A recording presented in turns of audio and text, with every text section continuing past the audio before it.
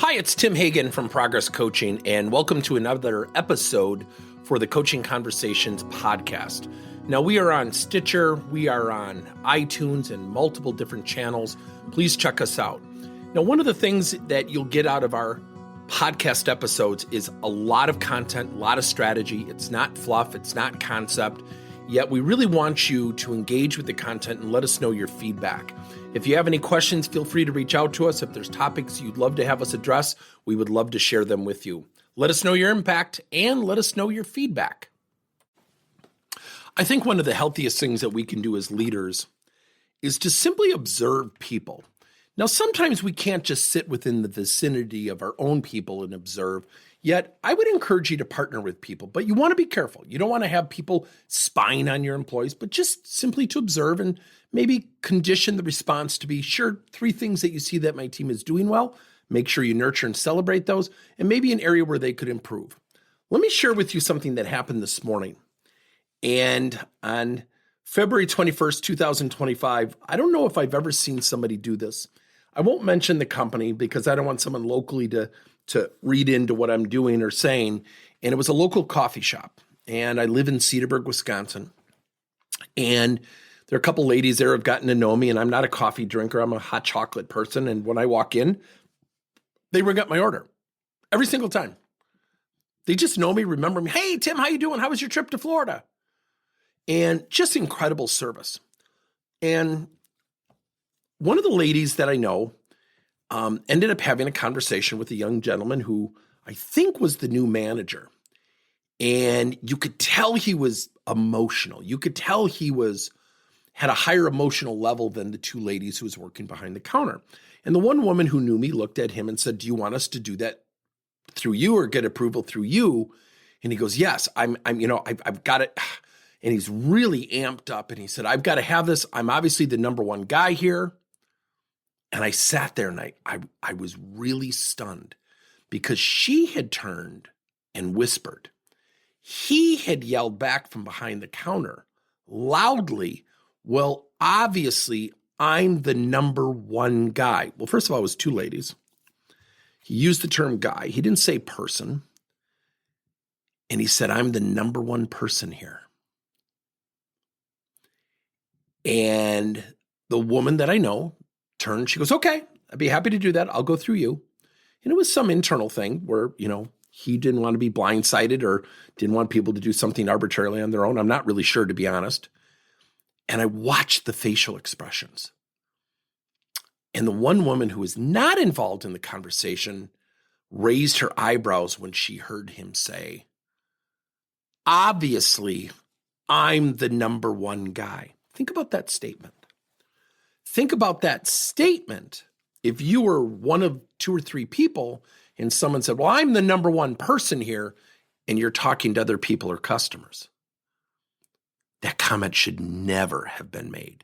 Then afterwards, he said, "Well, we're all doing a great job. I'm just so happy with the way things are going." And then he kind of countered his first message. So now it was a little bit inconsistent and clumsy. And then it started the domino effect. So I got my hot chocolate. I pretended not to listen. I pretended not to react to it.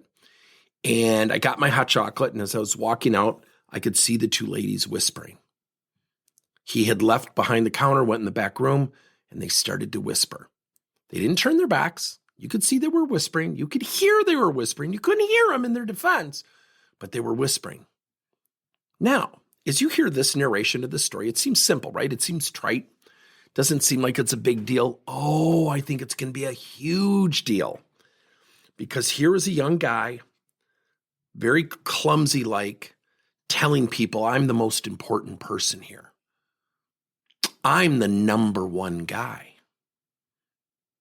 And I sat there and I thought, wow, how would I have reacted to that? What was his point?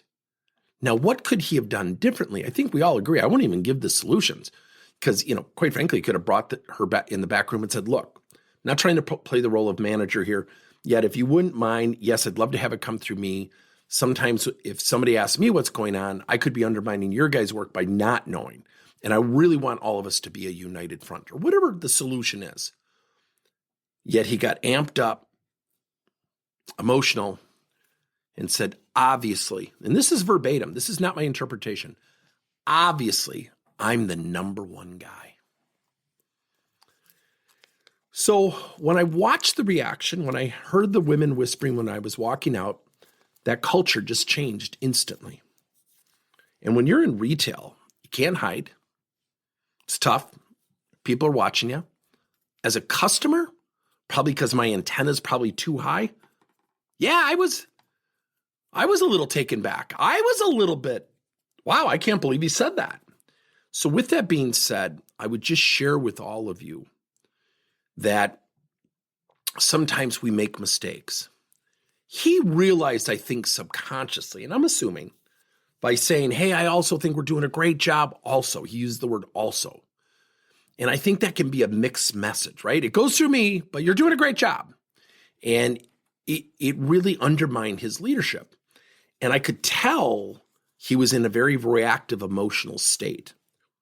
You could tell because he was amped up, his blood pressure was up, and he used language. You could just feel even other people in the coffee shop kind of cringe. Well, obviously, I'm the number one guy.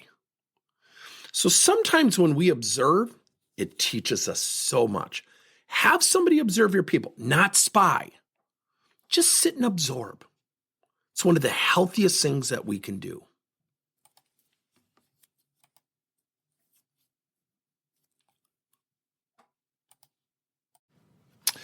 Thank you for listening to another episode of Coaching Conversations by Tim Hagen and Progress Coaching. Now, our company is always coming out with new and innovative solutions to help leaders coach their employees.